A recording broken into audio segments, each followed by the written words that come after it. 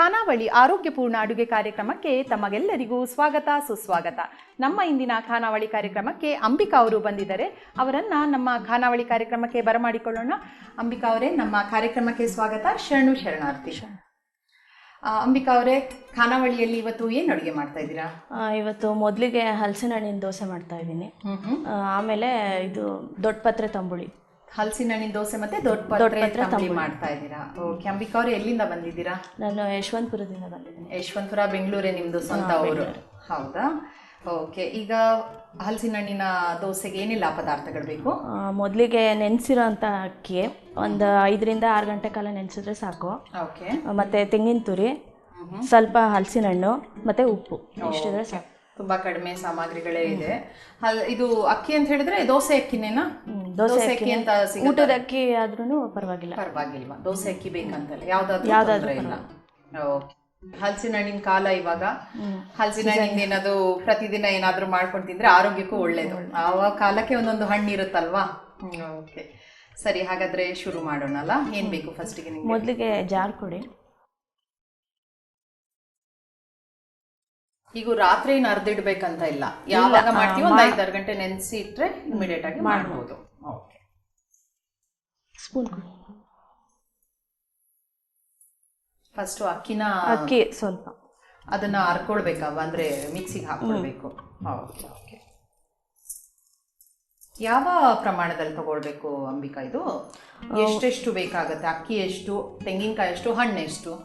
1 bowl ಅಕ್ಕಿ ತಗೊಂಡ್ರೆ ಅದರಲ್ಲಿ ಅರ್ಧ ತೆಂಗಿನ ತುರಿ, ಸ್ವಲ್ಪ ಒಂದು 4 ರಿಂದ 5 ಹಲಸಿನ ಹಣ್ಣು ಸಾಕಾಗುತ್ತೆ. ಓಕೆ. ತೆಂಗಿನ ತುರಿ ಅಷ್ಟೇ ಹಲಸಿನ ಹಣ್ಣು ತಗೊಂಡ್ರೆ ಸಾಕಾಗುತ್ತೆ. ಅಕ್ಕಿ ಸ್ವಲ್ಪ ಅದಕ್ಕಿಂತ ಜಾಸ್ತಿ ಜಾಸ್ತಿ. ಓಕೆ, ಸರಿ ಸರಿ. ಇದು ಮೊದಲು ನುಣ್ಣಗಾಗಬೇಕು, ಆಮೇಲೆ ಕಾಯಿ ತುರಿ, ಆಮೇಲೆ ಹಲಸಿನ ಹಣ್ಣು ಕೊನೆಯಲ್ಲಿ ಹಾಕ್ಬೇಕಾಗುತ್ತೆ. ಓಕೆ, ಸರಿ. ಫಸ್ಟ್ ಅಕ್ಕಿನ ನುಣ್ಣಗೆ ಮಾಡ್ಕೊಳ್ಳೋಣಲ್ಲ. ಮಾಡಿ.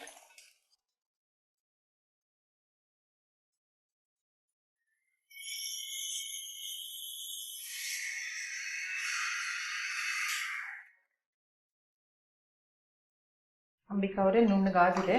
ಅದಕ್ಕೀಗ ಕಾಯಿ ತುರಿ ಹಾಕೋಬೇಕು. ಇದಕ್ಕೆ ಹಾಕೊಳ್ಳೋದಾ? ಓಕೆ. ಇದು ಫ್ರೆಶ್ ತೆಂಗಿನಕಾಯಿನೇ ತಗೊಂಡು? ತೆಂಗಿನಕಾಯಿ. ಓಕೆ. ಮತ್ತೆ ಅಂಬಿಕಾ ಅವರೇ, ಮನೇಲೆಲ್ಲ ಯಾರಿದ್ದಾರೆ? ನಾನು, ನಮ್ಮ ಮನೆಯವರು, ನಮ್ಮ ಅತ್ತೆ, ನನಗೆ 2 ಮಕ್ಕಳು. Okay okay. 2 ಮಕ್ಕಳ?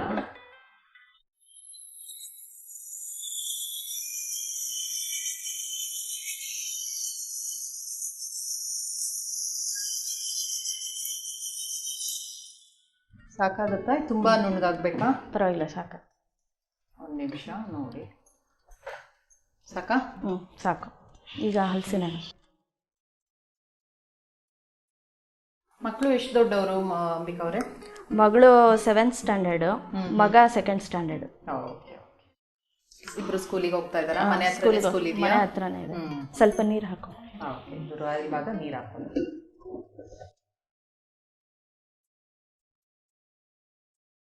ಚೂರು ಹಾಕೊಂಡ್ರೆ ಸ್ವಲ್ಪ ಹಾಕೊಳ್ಳ.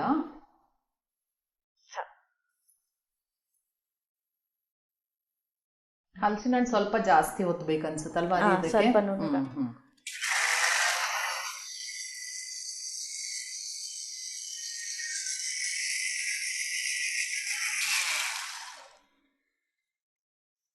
ಹಿಟ್ಟು ರೆಡಿ ಆಗಿದೆ, ಚೆನ್ನಾಗಿ ನುಣ್ಣಗಾಗಿದೆ. ಓಕೆ. ಇನ್ನೇನು ಮಾಡ್ಕೊಳ್ಳೋಣ ಅಂಬಿಕಾ? ಮೊದಲು ತವಾ ಕೊಡಿ, ಕಾಯಕ್ಕೆ ಕೊಡ್ತೀನಿ. ಓಕೆ, ಸರಿ. ಒಲೆ ಹಚ್ಕೊಂಡ್ಬಿಡ್ತೀರಾ?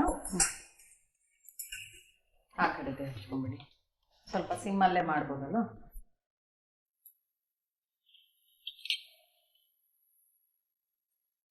ಬೌಲ್ ಕೊಡಿ.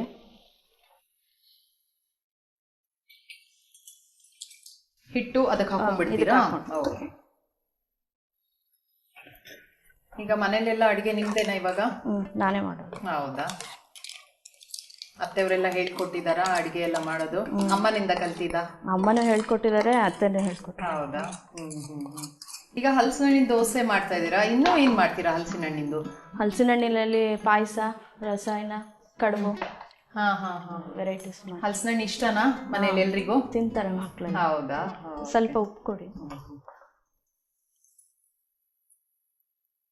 ಮಕ್ಕಳಿಗೂ ಇಷ್ಟನಾ ಹಲಸಿನ ಹಣ್ಣು? ತಿಂತಾರೆ. ತಿಂತಾರೆ, ಹಸಿನು ತಿಂತಾರೆ, ಮಾಡಿದ್ದು ಈ ತರ ದೋಸೆ ಕಡುಬೆಲ್ಲ ತಿಂತಾರ? ಓಕೆ. ಹಲಸಿನ ಹಣ್ಣು ಒಂಥರ ಪರಿಮಳ, ಅದ್ರದ್ದು ಏನ್ ಮಾಡಿದ್ರು ಒಂಥರ ಬೇರೆ ರುಚಿನೇ, ಚೆನ್ನಾಗಿರುತ್ತೆ. ಸೊ ಅವಾಗವಾಗ ಈಗೆಲ್ಲ ಕಡೆ ಮಾರ್ಕೆಟ್ ಅಲ್ಲಿ ಹಲಸಿನ ಹಣ್ಣು ಬರ್ತಾ ಇದೆ, ತರ್ತೀರಾ ಅವಾಗವಾಗ? ತರ್ತಾ ಇರ್ತೀವಿ. ಸೌಟ್ ಕೊಡಿ ಮತ್ತೆ ತುಪ್ಪ. ಇವಾಗ ಸ್ವಲ್ಪ ಗಟ್ಟಿನೇ ಇರ್ಬೇಕಾ? ಇಲ್ಲ, ಸ್ವಲ್ಪ ನೀರು ಹಾಕೊಳ್ತೀರಾ? ಸ್ವಲ್ಪ ಯಾವ ತರ ಕನ್ಸಿಸ್ಟೆನ್ಸಿ ಇದು? ದೋಸೆ ಹಿಟ್ಟು ಅದಕ್ಕಿದ್ರೆ ಸಾಕು.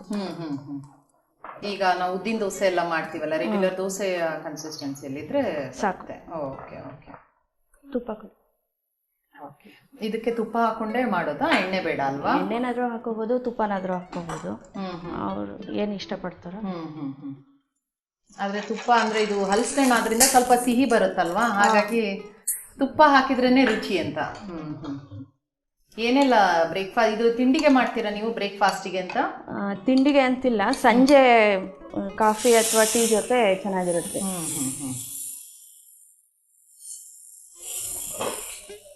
ಮಕ್ಕಳಿಗೆ ಸ್ಕೂಲಿಂದ ಬಂದ್ಮೇಲೆ ಮಾಡ್ಕೊಡ್ತೀರಾ? ಆ ತರ ಕೊಡೋದಕ್ಕೆ ಚೆನ್ನಾಗಿರುತ್ತಲ್ವಾ? ಬೇರೆ ಏನೇನೋ ಬಿಸ್ಕೆಟ್ ಆ ತರ ಅದಕ್ಕಿಂತ ಇದು ದೋಸೆ ಮಾಡಿಕೊಂಡ್ರೆ ಆರೋಗ್ಯಕ್ಕೂ ಒಳ್ಳೇದು. ಹಲಸಿನ ಹಣ್ಣು ಇದ್ರೊತ್ತಿ ತಿನ್ನೋದ್ರಿಂದ ಹಣ್ಣಿನ ಒಂದು ವಿಟಮಿನ್ಸ್ ಸಿಗತ್ತೆ.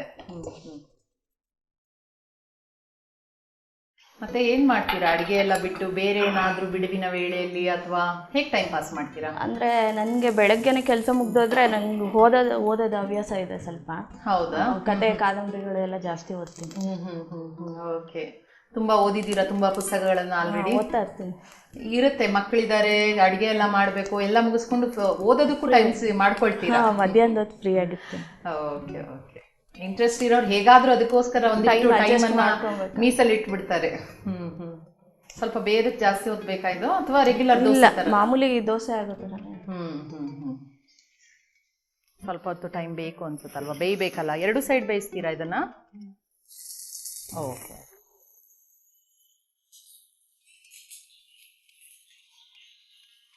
ಇನ್ನೊಂದು ಸೈಡ್ ಹಾಕ್ಕೊಂತೀರಾ?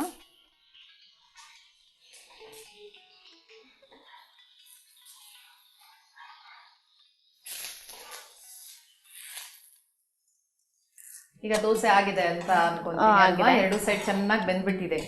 ಸರ್ವಿಂಗ್. ಓಕೆ, ಇದ್ರಲ್ಲಿ ಹಾಕ್ಬಿಡಿ. ಆಫ್ ಮಾಡ್ಕೊಳ್ತೀರಮ್ಮ? ಸೊ ಬಿಸಿ ಬಿಸಿ ದೋಸೆನ ರುಚಿ ನೋಡಿ ಹೇಳ್ಬಿಡೋದು ಅಷ್ಟೇ. ಅದಕ್ಕೇನು ಬೇರೆ ಏನು ಹಾಕೊಳ್ಳಲ್ವಾ ನೀವು? ಚಟ್ನಿ ಏನು ಬೇಕು ಅನ್ಸಲ್ಲ, ಬೇಕಾದ್ರೆ ಸ್ವಲ್ಪ ತುಪ್ಪ ಹಾಕೊಂಡು. Okay okay. ಅದು ಸಿಹಿ ಇರೋದ್ರಿಂದ ಚಟ್ನಿ ಅಗತ್ಯ ಇಲ್ಲ ಅಂತ ಹೇಳೋದು. Okay okay. ಹಲಸಿನ ಹಣ್ಣಿನ ದೋಸೆ ರೆಡಿ ಇದೆ. ಓಕೆ ಸರಿ. ಇದು ಯೂಶಲಿ ನನಗೆ ಗೊತ್ತಿರೋದು ಬಿಸಿ ಬಿಸಿ ತಿಂದ್ರೆ ಚೆನ್ನಾಗಿರುತ್ತೆ ಅಲ್ವಾ? ತಣ್ಣಗಾದ್ರೆ ಸ್ವಲ್ಪ ಟೇಸ್ಟ್ ಕಡಿಮೆ ಅನ್ಸುತ್ತೆ. ಒಳ್ಳೆ ಘಮ್ ಅಂತ ಹಲಸಿನ ಹಣ್ಣು ಆಲ್ರೆಡಿ ನಂಗೆ ತುಂಬಾ ಇಷ್ಟ. ಹಲಸಿನ ಹಣ್ಣು ಕಾಲದಲ್ಲಿ ನಾನು ಯಾವಾಗ್ಲೂ ಏನಾದ್ರೂ ಮಾಡ್ಕೊಂಡು ತಿಂತಾ ಇರ್ತೀನಿ. ಇಷ್ಟದೇ ಒಂದು ತಿಂಡಿ ಮಾಡ್ಬಿಟ್ಟಿದ್ದೀರ ಇವತ್ತು, ತಡ ಮಾಡಲ್ಲ.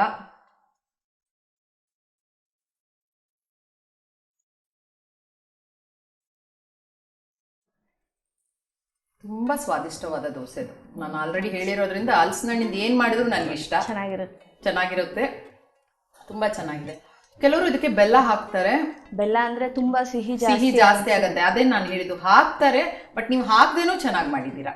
ತುಂಬಾ ರುಚಿಯಾಗಿದೆ ಹಲಸಿನ ಹಣ್ಣಿಂದು ದೋಸೆ. ಸೊ ಇವಾಗ ಒಂದು ಸಿಹಿ ಕೊಟ್ಟಿದ್ದೀರಾ ಬಾಯಿಗೆ. ಸೊ ಇನ್ನೇನ್ ಮಾಡ್ತಾ ಇದ್ದೀರಾ? ತಂಬಳಿ ಅಂತ. ತಂಬಳಿ, ದೊಡ್ಡ ಪತ್ರೆ ತಂಬಳಿ. ಅದು ದೊಡ್ಡ ಪತ್ರೆ ಆರೋಗ್ಯಕ್ಕೆ ಒಳ್ಳೇದಲ್ವಾ, ಅದರಿಂದ ಅದನ್ನ ಮಾಡ್ತಾ ಇದ್ದೀವಿ. Okay okay. ಹಾಗಾದ್ರೆ ದೊಡ್ಡ ಪತ್ರೆ ತಂಬಳಿಗೆ ಏನೆಲ್ಲ ಸಾಮಗ್ರಿಗಳು ಬೇಕು? ಮೊದಲಿಗೆ ತೊಳೆದಿಟ್ಕೊಂಡಿರೋಂಥ ದೊಡ್ಡ ಪತ್ರೆ, ಹುರ್ಗಡ್ಲೆ, ಮೊಸರು, ಜೀರಿಗೆ, ಕರಿಬೇವು, ಹಸಿಮೆಣಸಿನ್ಕಾಯಿ, ಒಗ್ಗರಣೆಗೆ ಸಾಸಿವೆ, ಮೆಣಸಿನ್ಕಾಯಿ, ಹಿಂಗು, ಉದ್ದಿನಬೇಳೆ. ಓಕೆ. ಸೊ ತಂಬಳಿ ಶುರು ಮಾಡೋಣ ಅಲ್ಲ ಮಾಡೋದಕ್ಕೆ? ಏನ್ ಬೇಕು ನಿಮ್ಗೀಗ? ಮೊದಲಿಗೆ ಸಣ್ಣದೊಂದು ಬಾಣಲಿ ಕೊಡಿ. ಒಲೆ ಹಚ್ಚಿ.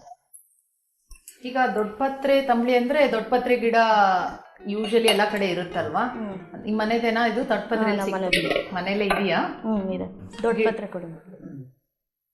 ಇದು ಆರೋಗ್ಯಕ್ಕೆ ತುಂಬಾ ಒಳ್ಳೇದು ಅಂತ ಹೇಳೋದ್ ಕೇಳಿದ್ದೀನಿ. ಕೆಮ್ಮು ಮತ್ತೆ ಇದು ಅಲರ್ಜಿ ತರ ಆಗುತ್ತಲ್ಲ, ಅದಕ್ಕೆಲ್ಲ ತುಂಬಾ ಒಳ್ಳೇದು.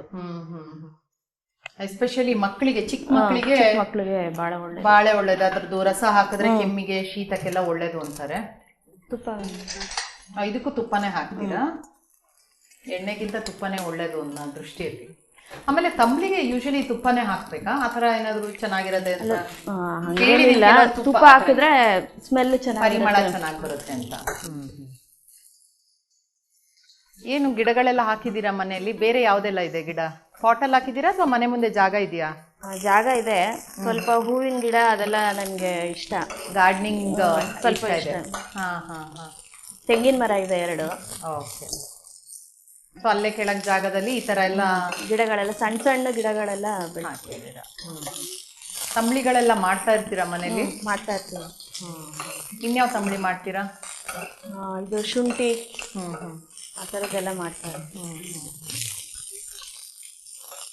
ಇದು ಸ್ವಲ್ಪ ಚೆನ್ನಾಗಿ ಬಾಡಬೇಕಾ? ಸ್ವಲ್ಪ ಮಾಡಿದರೆ ಸಾಕು ಅಥವಾ ಜಾಸ್ತಿ ಬೇಕಾ? ಸ್ವಲ್ಪ ಅರ್ಧ ಆದರೆ ಸಾಕು. ಹಸಿಮೆಣಸಿನಕಾಯಿ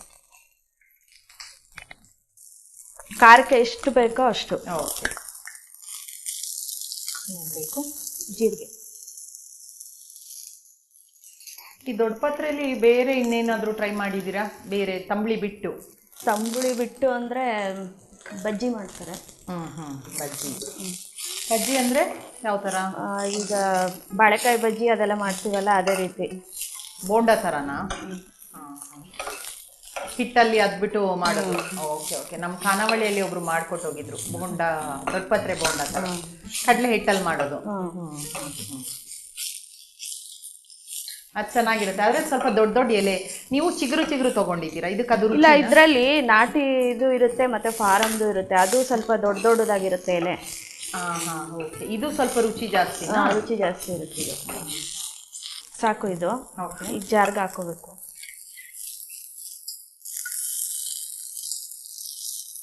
ಬಿಸಿಲೇ ಹಾಕೋದು. ಸ್ವಲ್ಪ ನೀರು ಹಾಕೊಳ್ಳ.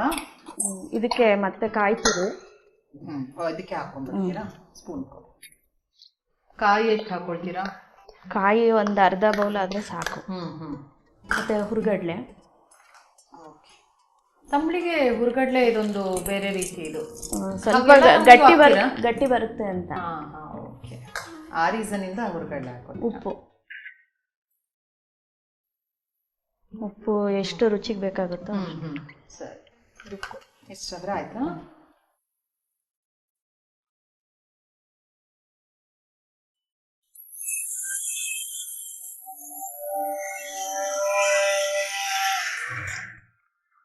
ದೊಡ್ಡ ಪತ್ರೆ ಸೊಪ್ಪು ಚೆನ್ನಾಗಿ ನುಣ್ಣಗಾಗಿದೆ. ಏನು ಮಾಡೋದು ಇವಾಗ? ಅದನ್ನು ಬೌಲಿಗೆ ಬಗ್ಗಿಸ್ಕೋಬೇಕು. ತಗೊಳ್ಳಿ. ಅಷ್ಟೇ ಇದೆ ಅಲ್ಲ.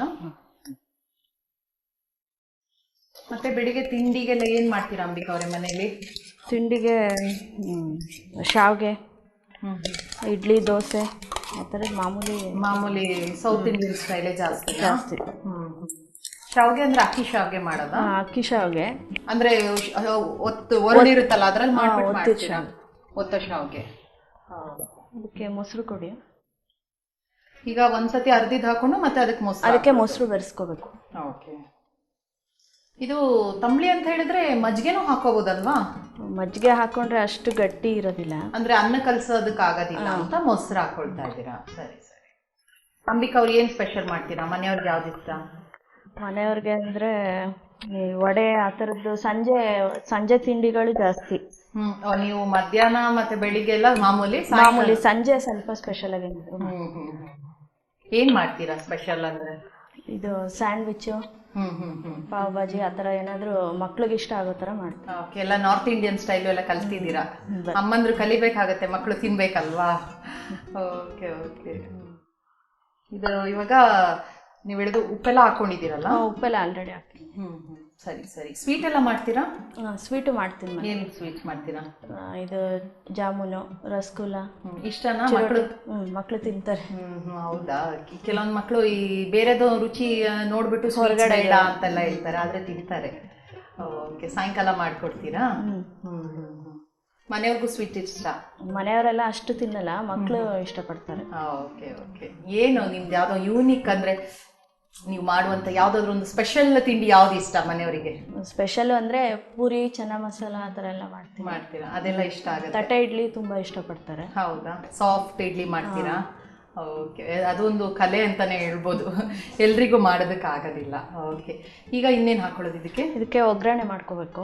ಹೌದಾ? ಒಗ್ಗರಣೆ ಮಾಡ್ಕೊಂಡ್ರೆ ಆಗುತ್ತೆ. ಓಕೆ ಅಂಬಿಕಾ ಅವರೇ, ಈಗ ರೆಡಿ ಮಾಡ್ಕೊಂಡ್ಬಿಟ್ಟಿದೀವಲ್ವ ಮೊಸರೆಲ್ಲ ಹಾಕೊಂಡು, ಈಗೇನು ಮಾಡೋದು?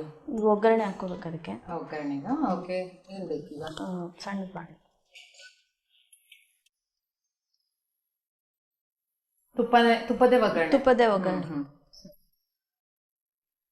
ಮತ್ತೆ ಅಂಬಿಕಾ ಅವರೇ, ಆಗ ಹೇಳಿದ್ರೆ ನಿಮ್ಗೆ ಪುಸ್ತಕ ಓದೋದು ತುಂಬಾ ಇಷ್ಟ ಅಂತ. ಅದು ಮನೇಲಿ ಇತ್ಕೊಂಡೆ ನೀವು ಏನಾದ್ರು ಟೈಮ್ ಪಾಸ್ ಮಾಡ್ತೀರಾ, ಓದೋದು ಎಲ್ಲ?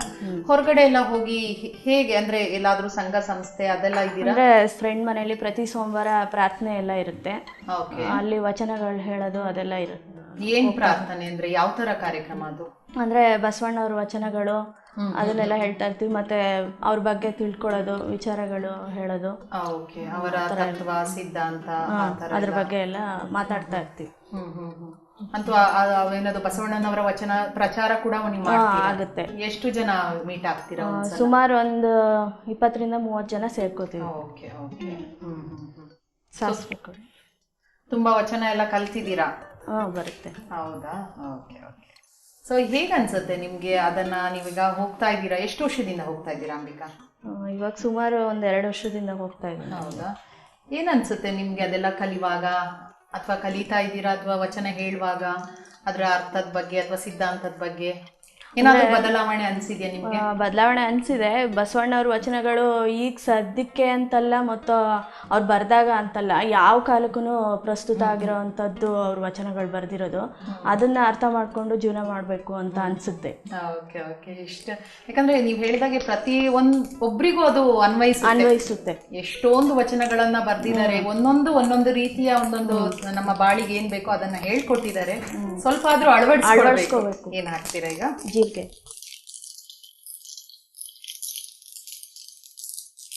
ಕರಿಬೇವು. ಕರ್ಬೇವಿಂದೆಲ್ಲ ಇದೆಯಾ ಮರ? ಇಲ್ಲ. ಕೊತ್ತಂಬರಿ ಸೊಪ್ಪು ಎಲ್ಲ ಹಾಕಿದ್ದೀರಾ? ಹೋಟೆಲೆಲ್ಲ ಕೆಲವು ಅದು ಹಾಕ್ತೀರಾ? ಅದು ನಮ್ಮ ಊರಿಂದು ಸ್ವಲ್ಪ ಬೇರೆ ತರ ಇದೆ, ಸ್ಮೆಲ್ ಜಾಸ್ತಿ ಬರುತ್ತೆ. ಅದನ್ನ ತಗೊಂಬಂದು ಹಾಕಿದೀವಿ ಊರಿಂದ. ಮಾರ್ಕೆಟಲ್ಲಿ ಸಿಗೋದು ನಿಜವಾಗ್ಲೂ ಒಳ್ಳೇದು ಸಿಗಲ್ಲ, ಅಪರೂಪಕ್ಕೆ ಒಂದೊಂದ್ಸತಿ ಚೆನ್ನಾಗಿರೋದು ಸಿಗುತ್ತೆ. ನೀವು ಮನೆಯಲ್ಲೇ ಬೆಳೆಸ್ಕೊಂಡ್ರೆ ಸ್ವಲ್ಪ ಹಿಂಗೆ. ಎಲ್ಲಿ ಊರಂದ್ರೆ ಯಾವ್ದು ನಿಮ್ದು? ನಮ್ಮ ಮನೆಯವ್ರದ್ದು ಸಕಲೇಶ್ಪುರ. ಅಲ್ಲಿಂದ ತಗೊಂಡ್ಬಂದ್ಬಿಟ್ಟು ಹಾಕಿದ್ದೀರಾ? ಸೌತ್ ಕೋಟೆ.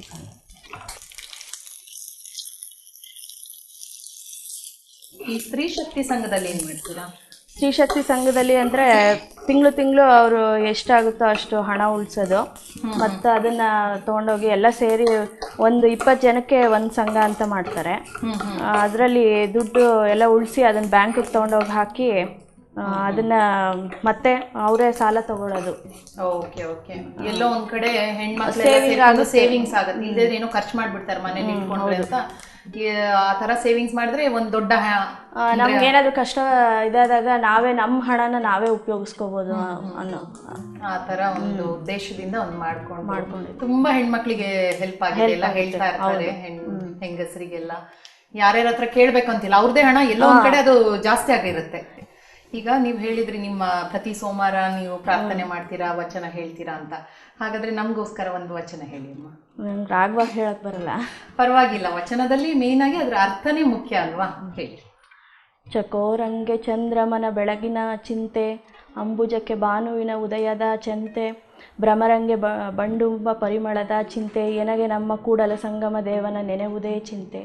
ಚೆನ್ನಾಗಿ ಹೇಳಿದ್ರಿ. ಏನದು ಅರ್ಥ, ಅದ್ರ ಬಗ್ಗೆ ಹೇಳಿದ್ರಿ ಸ್ವಲ್ಪ ಹೇಳಿ. ಈ ದುಂಬಿಗೆ ಯಾವಾಗಲೂ ಅದು ಜೇನು ಇರೋದೇ ಯೋಚನೆ ಇರುತ್ತೆ. ಮತ್ತು ಕಮಲಕ್ಕೆ ಯಾವಾಗ ಅಂದರೆ ಹುಣ್ಣಿಮೆ ಬಂದಾಗ ಸಮುದ್ರ ಉಕ್ಕುತ್ತಲ್ಲ ಅದು, ಮತ್ತು ಸೂರ್ಯ ಯಾವಾಗ ಬರ್ತಾನೆ ಅಂತ ಕಮಲ ಕಾಯ್ತಾ ಇರುತ್ತೆ ಅಂತ. ನಾವು ಯಾವಾಗ್ಲೂ ಕೂಡಲ ಸಂಗಮ ದೇವ ಅಂದರೆ ಬಸವಣ್ಣವರು ಪೂಜಿಸ್ತಾ ಇರೋವಂಥ ದೇವರು, ಅದನ್ನು ಆರಾಧಿಸೋದು, ಮನದಲ್ಲಿ ನೆನೆಸ್ಕೊಳ್ಳೋದು, ಅದೇ ನಮಗೆ ಯೋಚನೆ ಇರಬೇಕು ಯಾವಾಗಲೂ ಅಂತ. ಹೌದು, ನಾವು ಏನೇ ಕಾರ್ಯ ಮಾಡ್ತಾ ಇರ್ಲಿ ದೇವರ ಬಗ್ಗೆ ನಮ್ಮ ನೆನೆಸ್ಕೊಂತಾ ಇರಬೇಕು ಅನ್ನೋದ್ರ ಬಗ್ಗೆ ಹೇಳ್ತಾರೆ. ನಿಮ್ ಮಕ್ಳಿಗೆಲ್ಲ ಹೇಳ್ಕೊಟ್ಟಿದ್ದೀರಾ?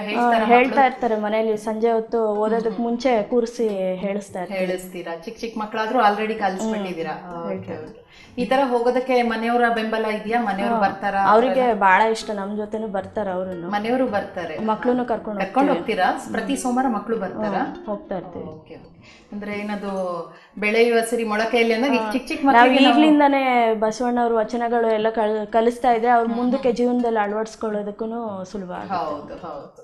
ಈಗೆಲ್ಲ ಏನಾಗಿದೆ, ಮನೇಲಿ ಕುತ್ಕೊಂಡ್ಬಿಟ್ರೆ ಸ್ವಲ್ಪ ಟೈಮ್ ಸಿಕ್ಕಿದ್ರೆ ಟಿವಿ, ಫೋನು, ಮೊಬೈಲ್ ಅಂತೂ ಸಿಕ್ಬಿಟ್ರೆ ಮಕ್ಕಳಿಗೆ ಬೇರೆ ಏನು ಬೇಡ, ಊಟ ತಿಂಡಿ ಅನ್ನೋಂಥದ್ದು ಆ ತರ ಆಗ್ಬಿಡುತ್ತೆ. ಸೊ ಒಂದು ಒಳ್ಳೆ ಸಂಸ್ಕಾರನ ಈಗಲೇ ಕಲಿಸ್ಕೊಡ್ತಾ ಇದ್ದೀರಾ ನೀವು, ತುಂಬಾ ಸಂತೋಷ. ಈಗ ನಿಮ್ಮ ಅತ್ತೆ ಏನ್ ಮಾಡ್ತಾ ಇದಾರೆ? ಅವ್ರ ಮನೇಲೇ ಇರ್ತಾರೆ. ಅವ್ರದ್ದು ಬೆಂಬಲ ಇದೆ ನಿಮ್ಗೆ ಇದೆಲ್ಲದಕ್ಕೂ? ಯಾಕಂದ್ರೆ ಓದೋದಕ್ಕೆ ಎಲ್ಲರೂ ಅವರ ಸಪೋರ್ಟ್. ಅವರು ಕತೆ ಪುಸ್ತಕಗಳು, ಈ ವಚನಗಳದ್ದು ಎಲ್ಲ ಓದ್ತಾ ಇರ್ತಾರೆ ಅವರು. ಹೌದಾ? ಅವರು ಓದ್ತಾ ಇರ್ತಾರೆ. ಓಕೆ. ಈ ತರ ಪ್ರಾರ್ಥನೆಗೆಲ್ಲ ಬರ್ತಾರ? ಬರಕ್ಕಾಗಲ್ಲ, ಸ್ವಲ್ಪ ವಯಸ್ಸಾದ್ಮೇಲೆ ಸ್ವಲ್ಪ ಕಷ್ಟ ಆಗತ್ತೆ. ಆದ್ರೆ ನಿಮ್ಗೆ ಬೆಂಬಲ ಇದೆಯಲ್ಲ, ಅದು ಇಂಪಾರ್ಟೆಂಟ್. Okay okay. ಸೊ ಈಗ ಇದಾಗ್ಬಿಟ್ಟಿದೆ ಅಲ್ವಾ? ಆಗಿದೆ. ಇದು ಒಗ್ಗರಣೆ ಇದಕ್ಕೆ ಹಾಕಿ ಕಲ್ಸಿದ್ರೆ ತಂಬಳಿ ಆಗ್ಬಿಡತ್ತೆ. ಓಕೆ, ಹಾಕೊಂಬಿಡಿ. ಎಷ್ಟು ವರ್ಷದಿಂದ ನೀವು ಸ್ತ್ರೀ ಶಕ್ತಿ ಸಂಘಕ್ಕೆಲ್ಲ ಹೋಗ್ತಾ ಇದ್ದೀರಾ? ಅದು ಸುಮಾರು ಒಂದು 10-12 ವರ್ಷದಿಂದ ಹೋಗ್ತಾ ಇದ್ದೀವಿ. ಎಷ್ಟು ಜನ ಮೆಂಬರ್ ಇದ್ದಾರೆ ಅಲ್ಲಿ? ಇಲ್ಲಿ ಒಂದು 60 ಜನ ಇದ್ದಾರೆ. 3 ಸಂಘ ಇದೆ. 3 ಸಂಘ ಇದೆ ಅಂದ್ರೆ 3 ಗ್ರೂಪ್ ಅಂದ್ರೆ ನೀವು ಒಬ್ಬೊಬ್ರು ಒಂದೊಂದು ಗ್ರೂಪ್ ಅಲ್ಲಿ 20 ಜನಕ್ಕೆ ಒಂದೊಂದು ಗ್ರೂಪ್ ಮಾಡ್ತಾರೆ ಆ ತರ. ಅಂದ್ರೆ ಎಲ್ಲ ಇವಾಗ ನೀವೀಗ ಯಶವಂತಪುರದಲ್ಲಿ, ಅಲ್ಲಿ ಒಂದು ಏರಿಯಾದಲ್ಲಿ ಒಂದು ಸ್ವಲ್ಪ ಜನ ಸೇರ್ಕೊಂಡು ಮಾಡಿರ್ತಾರೆ ಅಂಥದ್ದೆಲ್ಲ. ಏನಾದ್ರೂ ಹೆಣ್ಮಕ್ಳು ಮಾಡ್ಬೇಕು ಅಲ್ವಾ? ಸುಮ್ನೆ ಮನೇಲಿ ಕುತ್ಕೊಂಡು ನೀವು ಆಲ್ರೆಡಿ ಮಾಡ್ತಾ ಇದ್ದೀರಾ. ಕೆಲ್ಸಕ್ಕೆ ಹೋಗೋರಿಗೆ ಇದೆಲ್ಲ ಟೈಮ್ ಇರೋದಿಲ್ಲ. ನೀವ್ ಹೇಗಿದ್ರು ಮನೇಲೇ ಇದ್ದೀನಿ, ಓದ್ತೀನಿ ಅಂತ ಹೇಳಿದ್ರಿ. ಈ ತರದೆಲ್ಲ ಮಾಡಿ ಸಮಾಜಕ್ಕೆ ಸ್ವಲ್ಪ ನಾವು ಮಾದರಿ ಆಗ್ಬೇಕು, ನೀವು ಅಂತ ಕೆಲಸ ಮಾಡ್ತಾ ಇದ್ದೀರಾ. ಓಕೆ. ಸೊ ರೆಡಿ ಇದೆ ಅಲ್ವಾ? ಆಗಿದೆ ಸರ್. ಓಕೆ. ನೀವೀಗ ತಂಬಳಿ ಮಾಡಿದ್ರೆ ಹೇಗೆ, ಯಾವ್ದಕ್ಕೆ ಹಾಕೊಂಡು ತಿಂತೀರಾ? ಇದು ಅನ್ನದ ಜೊತೆ ಊಟ ಮಾಡ್ಕೊಂಡು, ಅನ್ನದ ಜೊತೆ ಸ್ವಲ್ಪ ತುಪ್ಪ ಬಡಿಸ್ಕೊಂಡು ಊಟ ಮಾಡ್ಬೋದು. ಅದಕ್ಕೆ ತುಪ್ಪ ಹಾಕೊಳ್ಳೋಣ? ಮತ್ತೆ ಬೇಕು ಅಂದ್ರೆ ಮೇಲೆ ಹಾಕೋಬಹುದು, ಬೇಡ ಅಂದ್ರೆ. ಅದು ನೀವು ಮನೇಲಿ ಮಾಡ್ತೀರಾ ಆ ತರ? ಓಕೆ. ಕೆಲವೊಂದ್ಸತಿ ಒಬ್ಬೊಬ್ರು ಒಂದೊಂದ್ ತರ ಮಾಡ್ತಾರೆ. ನಾನು ಇದು ಫಸ್ಟ್ ಟೈಮ್ ಕೇಳೋದು ತಂಬಳಿಗೆ. ಯಾಕಂದ್ರೆ ಮೊಸರು ಇರುತ್ತೆ, ತುಪ್ಪ ಹಾಕೊಳ್ಳಲ್ಲ ಅನ್ಕೊಂಡಿದ್ದೆ. ಇದಕ್ಕೆ ತುಪ್ಪ ಹಾಕೊಂಡು ತಿಂತಾರೆ ಅಂದ್ರೆ ಟ್ರೈ ಮಾಡ್ಬೇಕಾಗಾದ್ರೆ. ಆಮೇಲೆ ನಾವು ಯೂಶಲಿ ತಂಬಳಿ ಅಂದ ತಕ್ಷಣ ಮಜ್ಜಿಗೆ ಅಲ್ಲಿ ಮಾಡ್ಕೊಳ್ಳೋದು. ಇವತ್ತು ನೀವು ಮೊಸರಲ್ಲಿ ಮಾಡಿದ್ದೀರಾ. ಓಕೆ, ಟೇಸ್ಟ್ ನೋಡೇ ಬಿಡೋಣ. ಬೇರೆ ಇನ್ನು ಸೊಪ್ಪೆಲ್ಲ ಬರುತ್ತಲ್ಲ, ಎಲ್ಲ ಕೆಲವರು ಮಾಡ್ತಾರೆ. ನೀವು ಬೇರೆದು ಸೊಪ್ಪಿದು ಟ್ರೈ ಮಾಡಿದಾರ? ದೊಡ್ಡ ಪಾತ್ರೆ ಬಿಟ್ಟು? ಇಲ್ಲ, ಅದು ಬಾಯಿ ಬಸ್ಲೆ ಸೊಪ್ಪು ಅಂತ ಬರುತ್ತಲ್ಲ, ಅದು ಬಾಯಿ ಹುಣ್ಣದಾಗೆಲ್ಲ ತುಂಬಾ ಒಳ್ಳೇದು. ಬಳ್ಳಿಯೆಲ್ಲ ಆಗತ್ತಲ್ಲ, ಅದು ಹೇಳೋದು ನೀವು? ಅದ್ರಲ್ಲೂ ಮಾಡ್ಬೋದು. ಮತ್ತೆ ಈ ಗಣಕೆ ಸೊಪ್ಪು ಅಂತ ಬರುತ್ತೆ, ಗಣಕೆ ಸೊಪ್ಪು ಅಂತ, ಅದು ಕೆಮ್ಮಿಗೆಲ್ಲ ಬಹಳ ಒಳ್ಳೇದು. ಮಾರ್ಕೆಟ್ ಅಲ್ಲಿ ಸಿಗುತ್ತಾ? ಸಿಗುತ್ತೆ. ಏನ್ ಹೇಳೋದು? ಗಣಕೆ ಸೊಪ್ಪು? ಗಣಕೆ ಸೊಪ್ಪು ಅಂತಾನೆ ಸಿಗುತ್ತೆ. ಸೊ ಈಗ ರುಚಿ ನೋಡ್ಬಿಡೋಣ ಅಲ್ಲ? ಸೊ ದೊಡ್ಡ ಪಾತ್ರೆ ತಂಬಳಿ ರೆಡಿ ಆಗಿದೆ. ಓಕೆ. ಒಂದೇ ಒಂದು ಮಿಸ್ಸಿಂಗ್ ಅಂದ್ರೆ ಇದಕ್ಕೆ ಅನ್ನ. ನೀವು ಹೇಳಿದ್ದು ಅನ್ನ ತಂದಿಲ್ಲ. ಆದ್ರೆ ಯೂಶಲಿ ತಂಬಳಿ ನನ್ಗೆ, ಎಸ್ಪೆಷಲಿ ನನ್ಗೆ ಹಾಗೆ ತಿನ್ನಕ್ಕೆ, ಹಾಗೆ ಕುಡಿಯೋಕೆ ಇಷ್ಟ. ಓಕೆ, ಹೇಳ್ತೀನಿ ಹೇಗಿದೆ ಅಂತ.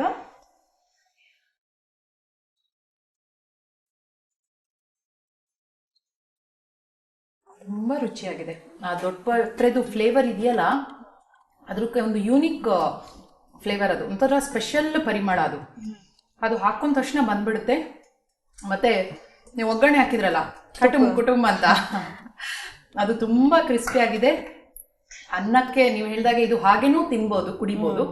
ಸ್ವಲ್ಪ ಬೇಕಾದ್ರೆ ನೀರು ಹಾಕೊಂಡು ಮಜ್ಜಿಗೆ ತರ ಮಾಡ್ಕೊಂಡು ಇನ್ನೂ ಚೆನ್ನಾಗಿರುತ್ತೆ. ಅಥವಾ ಅನ್ನ ಜೊತೆ ಹಾಕೊಂಡ್ರೆ ಸಾಂಬಾರ್ ಬೇಡ, ಏನು ಬೇಡ, ಹಾಗೇನೆ ಊಟ ಮಾಡ್ಬೋದು. ಸೊ ಇವತ್ತು ನಮ್ಮ ಖಾನಾವಳಿ ಕಾರ್ಯಕ್ರಮಕ್ಕೆ ಬಂದು ಹಲಸಿನ ಹಣ್ಣಿನ ದೋಸೆ ಮತ್ತೆ ದೊಡ್ಡ ಪಾತ್ರೆ ತಂಬಳಿ ಮಾಡಿಕೊಟ್ಟಿದ್ದೀರಾ. ತುಂಬಾ ರುಚಿಯಾಗಿದೆ ಎರಡು ಅಡುಗೆ ಕೂಡ. ನಮ್ಮ ಖಾನಾವಳಿ ತಂಡದ ಪರವಾಗಿ ನಿಮಗೆ ಧನ್ಯವಾದಗಳು. ಶರಣು. ನೋಡಿದ್ರಲ್ಲ ವೀಕ್ಷಕರೇ, ಹಲಸಿನ ಹಣ್ಣಿನ ದೋಸೆ ಮತ್ತು ದೊಡ್ಡ ಪಾತ್ರೆ ತಂಬಳಿಯನ್ನು ಹೇಗೆ ಮಾಡಿದ್ರು ಅಂತ. ನೀವು ಕೂಡ ಇದನ್ನ ಮನೇಲಿ ಮಾಡಿ ನೋಡಿ. ಇದೇ ರೀತಿ ಮುಂದಿನ ಸಂಚಿಕೆಯಲ್ಲಿ ಮತ್ತೊಂದು ಹೊಸ ರುಚಿಯೊಂದಿಗೆ ನಿಮ್ಮನ್ನು ಭೇಟಿ ಆಗ್ತೀವಿ. ಅಲ್ಲಿವರೆಗೂ ನೋಡ್ತಾ ಇರಿ ಶ್ರೀ ಬಸವ ಟಿವಿ. ಇದು ಸಂಸ್ಕಾರದ ಬೆಳಕು. ಶರಣು.